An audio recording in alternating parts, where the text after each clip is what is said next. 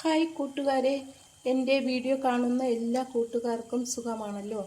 ഞാൻ ഇന്നിവിടെ ബാക്കി വന്ന പുഴുങ്ങിയത് കൊണ്ടുള്ള 4 മണി പലഹാരം തയ്യാറാക്കാനായിട്ട് ഒരു പാൻ ചൂടാകുമ്പോൾ അതിലേക്ക് നമുക്ക് ഒരു 1.5 സ്പൂൺ വെളിച്ചെണ്ണ ഒഴിച്ചു കൊടുക്കാം. എണ്ണ ചൂടാകുമ്പോൾ അതിലേക്ക് 4-5 കഷ്ണം വെളുത്തുള്ളി ചെറുതായിട്ട് അരിഞ്ഞത് ഇട്ട് കൊടുക്കാം. ഒരു കഷ്ണം ഇഞ്ചി ചെറുതായിട്ട് അരിഞ്ഞത് ഇടാം. 4 പച്ചമുളക് അരിഞ്ഞത് ഇട്ട് ഇളക്കി കൊടുക്കാം. ഒരു വലിയ സവാള അരിഞ്ഞത് അതിലേക്ക് ഇട്ട് കൊടുക്കാം. 2 കൊത്ത് കറിവേപ്പില ഇട്ട് കൊടുക്കാം. ചെറുതായിട്ട് അരിഞ്ഞതാണ് ഈ കറിവേപ്പില. ഇതെല്ലാം കൂടി ഒന്ന് വഴറ്റി കൊടുക്കാം. ഒരു 1/2 സ്പൂൺ ഉപ്പുപൊടി ഇതിലേക്ക് ഇട്ട് കൊടുക്കാം. നന്നായിട്ടൊന്ന് വഴറ്റിയെടുക്കാം. നമുക്കിത് ഉള്ളി വഴണ്ടു വരുന്ന സമയം കൊണ്ട് നമുക്ക് കപ്പ ഉടച്ചെടുക്കാം. ഇത് കപ്പ പുഴുങ്ങി വെള്ളം മാറ്റിയെടുത്തതാണ്. ഇതൊരു പാത്രത്തിലേക്ക് ഇട്ടിട്ട് നമുക്ക് ഉടച്ചെടുക്കാം. ഇതുപോലെ നന്നായിട്ട് ഉടച്ചെടുക്കണം. ഉള്ളി വഴണ്ടു വന്നു. ഇതിലേക്ക് 1 സ്പൂൺ മുളക് പൊടി ഇട്ട് കൊടുക്കാം. 1/4 സ്പൂൺ മഞ്ഞൾപ്പൊടി ഇട്ട് കൊടുക്കാം. 1/2 സ്പൂൺ കുരുമുളക് പൊടി ഇടാം. കുറച്ച് കായപ്പൊടി ഇട്ട് കൊടുക്കാം, ഒരു 1/4 സ്പൂണിന് വേണ്ടിയിട്ട്. ഇനി എല്ലാം കൂടി നന്നായിട്ടൊന്ന് മിക്സ് ചെയ്യാം. ഈ തീ ഓഫ് ചെയ്ത് കൊടുക്കാം. മുളക് പൊടിയുടെ പച്ച മണമൊക്കെ മാറി വന്നു. ഈ കൂട്ട് ഉടച്ച് വച്ചിരിക്കുന്ന മരിച്ചീനിയിലേക്ക് ഇട്ട് കൊടുക്കാം. നല്ല വെന്തുടയുന്ന കപ്പയാണ് കിട്ടിയത്.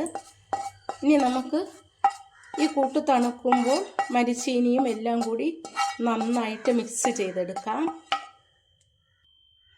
കപ്പയിൽ ഉപ്പുപൊടി ഇടാത്തത് കൊണ്ട് ഒരു 1/2 സ്പൂൺ ഉപ്പുപൊടി കൂടി ചേർത്ത് കൊടുക്കാം.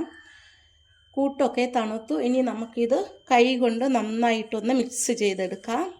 മിക്സ് ചെയ്തു. ഇതിലേക്ക് കുറച്ച് നെയ്യ് കൂടി ചേർക്കാം. 1 സ്പൂണിന് വേണ്ടിയിട്ട് നെയ്യ് ഒഴിച്ചിട്ട് ഒന്നുകൂടി ഒന്ന് നന്നായിട്ട് മിക്സ് ചെയ്തെടുക്കാം. ഈ കുഴച്ച മാവിനെ നമുക്ക് ഓരോ ഉരുളകളായിട്ട് കൈവെള്ളയിൽ വെച്ച് ഉരുട്ടിയെടുക്കാം. ചെറിയ ചെറിയ ഉരുളകളായിട്ടാണ് ഞാനിവിടെ ഉരുട്ടിയെടുക്കുന്നത്. ഈ മരിച്ചീനി മാവ് ഞാൻ ഉരുട്ടിയെടുത്തു. ഇനി ഒരു പാൻ ചൂടായി ആവശ്യത്തിനുള്ള വെളിച്ചെണ്ണ അതിലേക്ക് ഒഴിച്ചു കൊടുക്കാം. ഓരോ ഉരുളയും എടുത്ത് കൈവെള്ളയിൽ ശകലം വെള്ളം തളിച്ചിട്ട് ഇതുപോലെ ചപ്പിച്ചെടുക്കാം. ഇഷ്ടമുള്ള ഷേപ്പിന് നമുക്ക് ഇത് തയ്യാറാക്കിയെടുക്കാം. ഇതുപോലെ എടുത്തിട്ട് ബ്രെഡ് പൊടിയിൽ മുക്കിയിട്ട് നമുക്ക് തിളച്ച എണ്ണയിലേക്ക് ഇട്ട് കൊടുക്കാം. ഇതുപോലെ എല്ലാ പീസും എടുത്ത് ബ്രെഡിൽ മുക്കിയിട്ട് നമുക്ക് എണ്ണയിലേക്ക് ഇട്ട് കൊടുക്കാം. എല്ലാം മുരിഞ്ഞ് വരുന്നുണ്ട്. നമുക്ക് അതൊന്ന് മറിച്ചിട്ട് കൊടുക്കാം. ഓരോ പീസുകളെടുത്ത് മറിച്ചിട്ട് കൊടുക്കാം.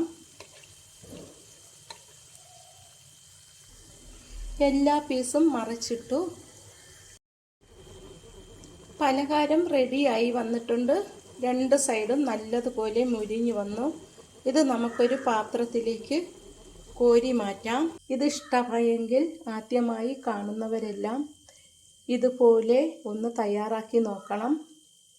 സബ്സ്ക്രൈബ് ചെയ്യണം. Thank you.